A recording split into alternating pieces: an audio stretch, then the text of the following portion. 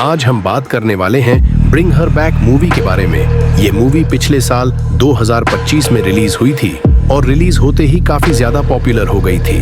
तो चलिए बिना किसी देरी के कहानी की शुरुआत करते हैं। कहानी की शुरुआत में हमें एक लड़की दिखाई जाती है जिसका नाम है पाइपर। पाइपर लगभग ब्लाइंड है। मैं लगभग ब्लाइंड इसलिए कह रहा हूँ क्योंकि वो हल्की फुल्की शेप्स और लाइट्स देख सकती है, लेकिन असल में वो किसी इंसान को क्लियरली नहीं देख पाती। पाइपर के एल्डर ब्रदर का नाम है एंडी, जो 3 महीने बाद 18 इयर्स का होने वाला है। एंडी पाइपर को लेकर बहुत प्रोटेक्टिव है। असल में इनके पिता ने 2 शादियां की थी। पहली वाइफ से एंडी पैदा हुआ था और दूसरी वाइफ से पाइपर। इसी वजह से दोनों स्टेप सिबलिंग्स होते हुए भी एक दूसरे के बहुत क्लोज हैं। एक दिन इनके फादर बाथरूम में स्लिप हो जाते हैं और उनकी डेथ हो जाती है। इसी के साथ एंडी और पाइपर अनाथ हो जाते हैं। ऐसी सिचुएशन में चाइल्ड सपोर्ट से जुड़ी एक लेडी जिसका नाम वेंडी है, दोनों को एक फॉस्टर होम में भेजने के पेपर साइन करवाती है। ये फॉस्टर होम एक औरत का है जिसका नाम है लॉरा।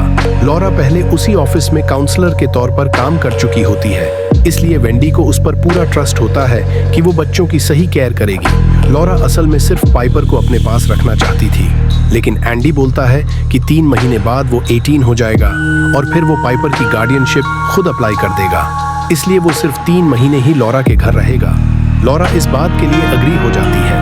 अब एंडी और पाइपर लॉरा के घर पहुंचते हैं। लॉरा उन्हें बहुत प्यार से वेलकम करती है, लेकिन यहीं से साफ दिखने लगता है कि लॉरा को पाइपर बहुत पसंद है और वो एंडी को ऑलमोस्ट इग्नोर करती है। ऐसा लगता है जैसे लॉरा चाहती ही नहीं थी कि एंडी यहाँ आए। लॉरा के घर में एक और फॉस्टर चाइल्ड रहता है जिसका नाम ओलिवर है और ओलिवर गूंगा है। लॉरा बताती है कि पहले उसकी अपनी एक डॉटर थी जिसका नाम कैथी था और कैथी भी ब्लाइंड थी।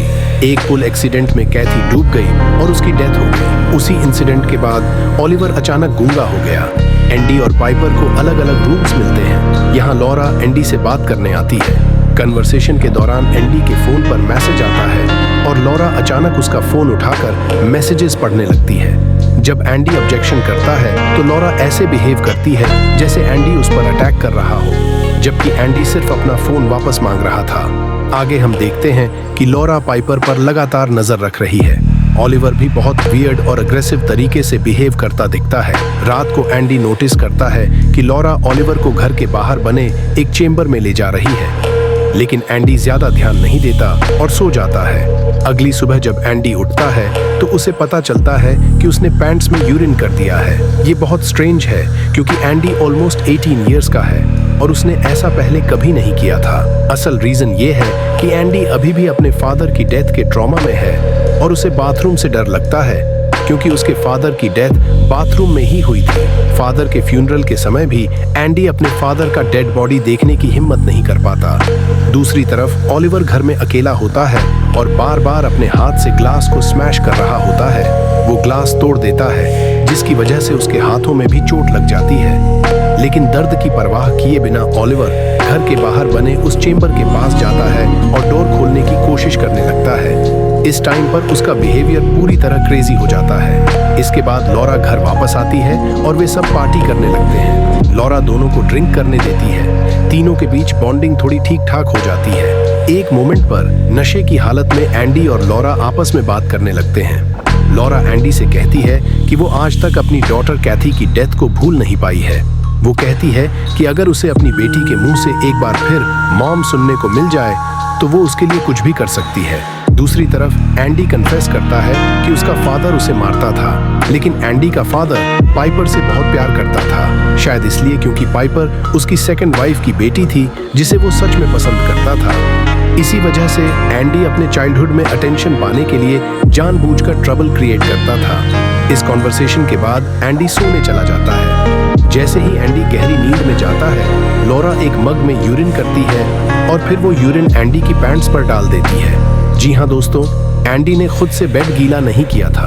रात में ये सब लॉरा जानबूझकर कर रही थी। लॉरा एंडी को मेंटली टॉर्चर कर रही थी ताकि वो रिपोर्ट कर सके कि एंडी पाइपर की गार्डियनशिप के लिए फिट नहीं है। इसके बाद लॉरा एंडी के फोन को फेस आईडी से अनलॉक करती है और उसका पूरा फोन चेक करती है। तभी उसे ओलिवर के बाहर जाने की आवाज आती है। लॉरा ओलिवर को पकड़ती है और उसे बात कराने ले जाती है। यहाँ वो ओलिवर से अजीब बातें कहती है, जैसे मुझे पता है तुम हंग्री हो, लेकिन चिंता मत करो, जल्दी ही वो टाइम आएगा जब तुम प्रॉपर तरीके से खा पाओगे। ऑलिवर भी लॉरा को बहुत स्ट्रेंज तरीके से देख रहा होता है। तभी लॉरा को कुछ हेलुसिनेशन जैसा दिखाई देता है और अचानक एक मिरर टूट जाता है। ये साफ संकेत देता है कि ऑलिवर नॉर्मल नहीं है, उसके अंदर कुछ नॉन ह्यूमन मौजूद है। अगली सुबह लॉरा जानबूझकर एंडी के कपड़े देर से धोती है और पाइपर के सामने पॉइंट आउट करती है, देखो एंडी ने बेड पर पेशाब कर दिया। इसके बाद लॉरा पाइपर को कहीं बाहर ले जाती है और घर पर सिर्फ एंडी और ऑलिवर रह जाते हैं।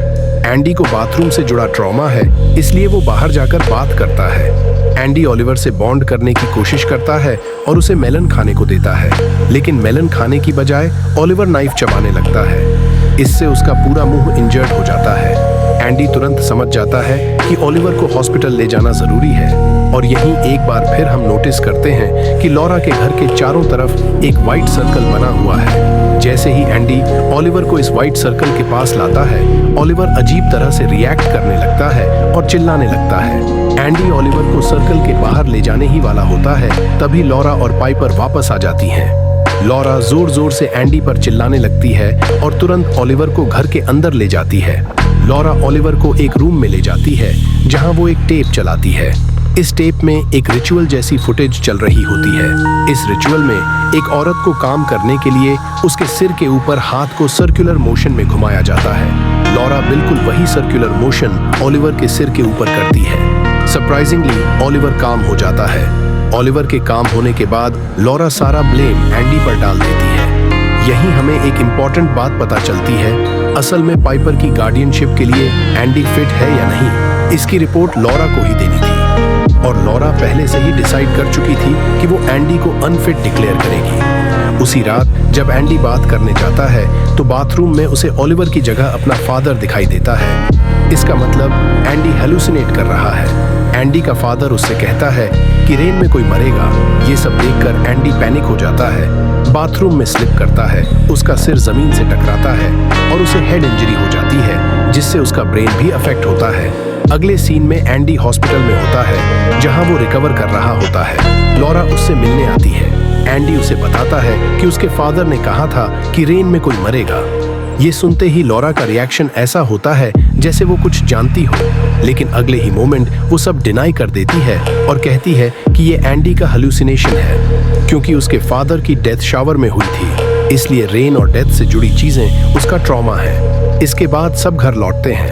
अब तक तेज बारिश शुरू हो चुकी होती है। लॉरा रेन में पाइपर के साथ डांस करती है और उसके साथ अच्छा टाइम स्पेंड करती है। लॉरा पाइपर को कैथी के क्लोथ्स पहनाती है। धीरे धीरे लॉरा अपना एजेंडा पुश करने लगती है और सजेस्ट करती है कि पाइपर को हमेशा उसी के साथ रहना चाहिए।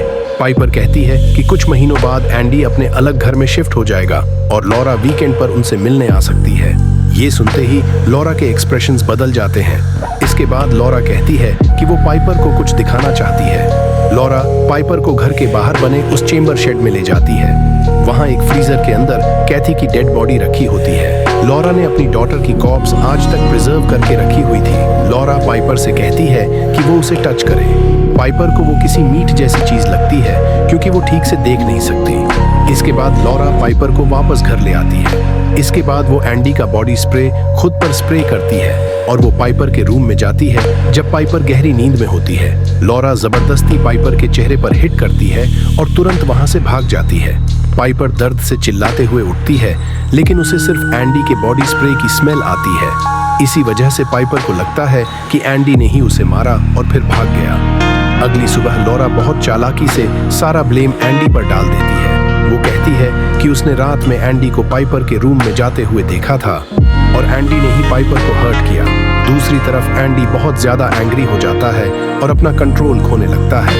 ऐसा इसलिए भी हो रहा था क्योंकि लॉरा उसके सप्लीमेंट्स में ड्रग्स मिक्स कर रही थी। लॉरा ये भी कहती है कि उसे नहीं पता एंडी क्या क्या खाता और पीता है, जिसकी वजह से उसका टेस्टोस्टेरोन बढ़ गया है और वो एग्रेसिव हो गया है। वो सारा ब्लेम एंडी के फादर पर डाल देती है। कहती है कि एंडी के फादर उसे मारते थे और अब एंडी भी अपनी छोटी बहन को उसी नजर से देखने लगा है। लॉरा इम्प्लाई करने की कोशिश करती है कि एंडी पाइपर से जेलस है। पाइपर को ये नहीं पता था कि उनके फादर एंडी को मारते थे। इस पॉइंट पर पाइपर भी ये मानने लगती है कि सारी प्रॉब्लम्स की जड़ एंडी ही है। इतने सारे एक्यूजेशन सुनकर एंडी पूरी तरह टूट जाता है और तुरंत अपनी कार में बैठकर वहां से चला जाता है।